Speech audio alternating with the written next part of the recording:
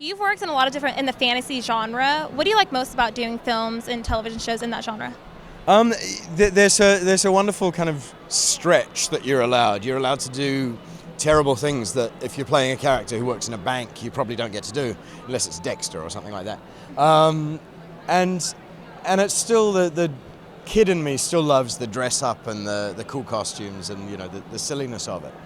But I think fantasy, the situation is different, but everything you do lives within its own world anyway. So it's not when you're doing a fantasy show, you try and it's kind of like doing a normal show because you just go, this is the world we live in, and where there happens to be magic or elves and things.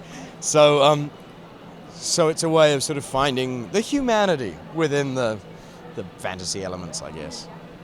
And how was it working on the set of Spartacus? Spartacus was a joy to work on. I'm very glad I wasn't a gladiator.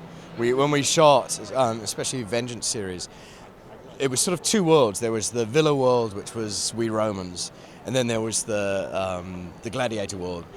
They spent the entire time covered in dirt and mud and blood and fighting every day, where we'd sit around and drink wine and talk habitually to each other.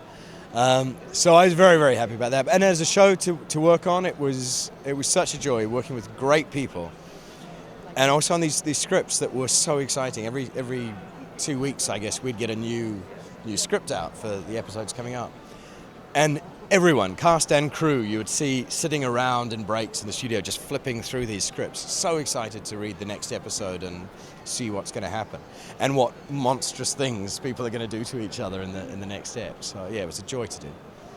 If we were to turn your iPod on right now, this is a very serious question. What would be the first song we'd hear? I always use shuffle. David Bowie is my great hero. When I hear a Bowie song, when that comes up first, I know my day is going to be good. When I hear it play on a tannoy in a restaurant, I know that, I'm not superstitious, but it's like, that's David, everything's going to be okay today. So that would be hopefully the first song that came up.